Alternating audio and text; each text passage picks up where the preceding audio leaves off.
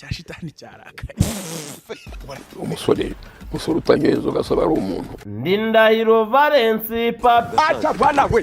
Nta muntu ntabwo wandanza amafi. They could be mad at me. Look at my family. And then hano handitse Rutwitsi Muzi my aka.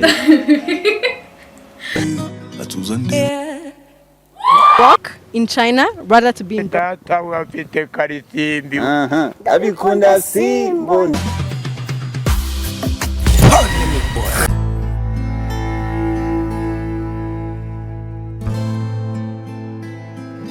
Hi my beautiful ladies and gentlemen, let me hope that you are fine. Nje nitwa Baron nk'ibisanzwe nibyo NTV amaje kugiza amakuru menshi agiye atandukanye ari kugenda agarukaho cyane mu myidagaduro h'abantu mu Rwanda ndetse no hanze, aho tuba twibanda cyane ku myidagaduro nk'ibisanzwe. Hagati aho ngaho rero uyu musore uri kubona kuri screen yawe ni umukongomani w'umuhanzi wakoraga imiziki mu gihugu cya Kongo. Jango rero abizi yuko mu minsi ishize cyangwa se no muri no minsi n'ubundi intambara muri Kongo igikomeje hagati ya FARDC ndetse na M23, aho guverinoma ya Kongo ishinja u Rwanda gutera inkunga umutwe wa M23, aho abanyapolitike muri Kongo bamaze kwimika muri boko u Rwanda rwo rutera inkunga ya M23, bikabivugwa ahantu henshi hagiye atandukanye no mu bitangazamakuru. Uyu musore rero yaje kuba yicwa ari muri Goma, ariko biza guteza uruntu mu bantu bari bamuzi ndetse no muri guverinoma ya Kongo ndetse no mu bitangazamakuru bigiye bitandukanye. Uyu musore rero ibitangazamakuru byagiye byandika ko yishwe n'abasirikare b'u Rwanda, bashaka kugaragaza ko abasirikare b'u Rwanda bari muri Goma ari nabo bagize uruhare mu icwa ry'uno musore. Uwitwa Muyaya Patrick abinyujije ku rukuta rwe rwa X cyangwa se yahoze ari Twitter, yanditse amagambo agira ati neither oro nortero and even less the untimely resort to arms against innocent civilians will be able to extinguish the flame of resistance in Goma and throughout the country.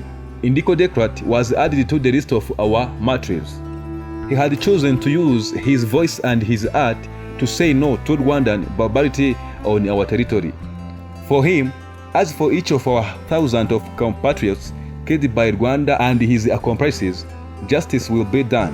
Condemnations of this new abominable act. Peace to the soul of the martyr.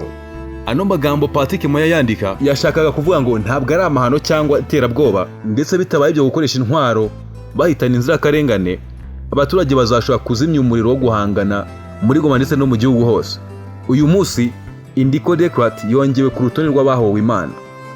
Yahisemo gukoresha ijwi rye n'ubuhanzi bwe kuvuga oya ku bugome bw'abanyarwanda ku butaka bwacu. Kuri we n'ibihumbi by'abene gihugu bishwe n'abanyarwanda ndetse n'ibyitso byabo, ubutabera buzakorwa. Kwamagana iki gikorwa gishya giteye ishozi, amahoro kuri roho y'uwahowe Imana. Aya magambo Patrick Moya yanditse ashaka kugaragaza ko u Rwanda rwagize uruhare cyane mu rupfu rw'uno musore, ashaka kumvikanisha yuko RDF ariyo yari muri Kongo muri Goma aho no musore yapfiriye. Gusa uno musore uri kumva yitwa Indiko Dekrat. Uyu musore n'umuhanzi usanzwe akora imiziki, ariko nanone akibanda cyane gukora indirimbo zifitanye zihuriye cyane na politike, aho mu minsi yashize yigeze asohora indirimbo ayita ngo Zero Munisco. Iyo ndirimbo ashaka kumvikanisha ko badakeneye Munisco bitewe nuko icyo gihe nta musaruro batanga ku bijyanye no kugarura amahoro n'ubundi icyo kintu cyari kibabeshejeyo. Gusa nyuma yaje gusohora indirimbo abantu baza noneho gucika urondogoro iyo ndirimbo aho yari yayize ngo Dawa ya Mututsi. Iyo ndirimbo yasohoye mu kwezi kwa karindwi 2024, aho ikubiyemo ubutumwa buhamagarira abanyekongo kwica abatutsi. Hakaba kandi harimo ubutumwa buvuga yuko u Rwanda, Uganda ndetse na East Africa bafite uruhare mu ntambara iri kubera muri Kongo, avuga yuko bagomba kubamagana. Kuba guverinoma ya Kongo iri kumwita yuko ari umuntu wahowe Imana, nuko yagiye akora ibikorwa nk'ibyo ngibyo, aho ahanini yakunda gukora indirimbo zamagana M23 ndetse zikamagana u Rwanda, zikamagana Uganda, zikamagana Munisco ndetse zikamagana na East Africa. Muri kwa kugurika imvugo n'ubundi bimenyerewe cyane mu bitangazamakuru bimwe na bimwe bigenda bikorana n'igihugu cya DRC. Ikinyamakuru cyitwa Extra Africa cyanditse inkuru ifite umutwe ugira ngo Congolese singer Delicate Idengo has been shot by RDF supported by M23 rebels in the city of Goma. Iki kinyamakuru cyashaka kugaragaza yuko u Rwanda cyangwa se RDF ariyo yarashe no musore aho yarari muri Goma. Revolutionary artist Delicate Idengo has been shot dead in Goma by RDF militia supported by M23 rebels.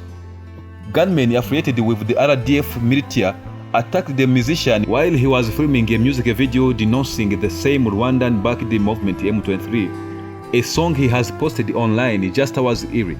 In the song, He wore a military uniform and chanted M23 and ADF are the same thing. Land occupation policy in Kivu.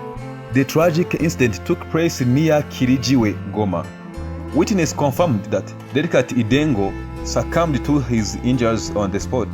He had only recently been released from Munzenze prison, located at the entrance of Goma, an area under RDF AFC M23 control. His death has sent shockwaves across North Kivu.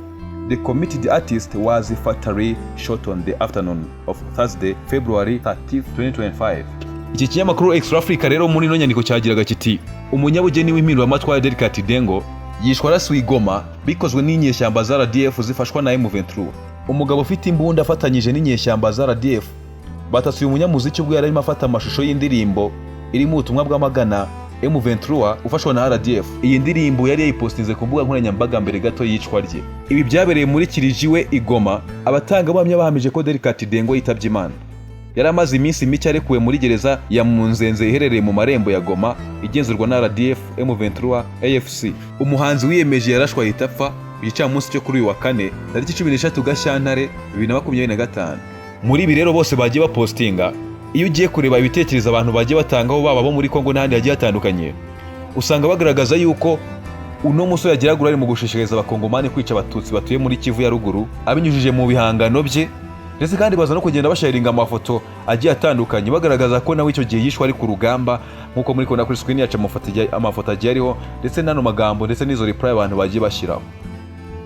Abenshi bagiye bahuriza ku kintu kimwe cyo kuno musore n'ubundi yari umuwazarendo nawe yari mu bantu barwanaga barwanira FARDC, ndetse kandi abandi bakagenda bazana amagambo cyangwa se uduce duto tw'indirimbo ze bakadushyira hafi aho ngo bakagenda baza ati noneho mudusobanurira uburyo ki uno musore muri kuvuga yuko ari umurevolutionaliste. Ngaye nguko rero ngibyo ibyiriwe kuri izi mbuga ibyo abantu bagiye bagarukaho cyane kuri no muhanzi n'ubundi wo muri Kongo witabye Imana aguye ku rugamba. Nibyo ngibyo byari muvugaho rero, gusa ibinyamakuru byinshi byagiye byandika bigaruka ku kuba uno musore ngo yaba yishwe n'abasirikare ba RDF, ariko nk'uko u Rwanda rwagiye rukunda guhakana yuko RDF itigeze iba n'umunsi n'umwe muri Kongo, kandi nta nyungu n'izi na zimwe u Rwanda rufite muri izi ntambara zo muri Kongo. Iyi ni D1 TV, gumana natwe ukandi subscribe ufungure na notification kugira ngo ibiganiro byacu bijye bikugeraho uko bwije n'uko bukeye. Ubu ni Imana ikomeze ikurebe icyoroshye.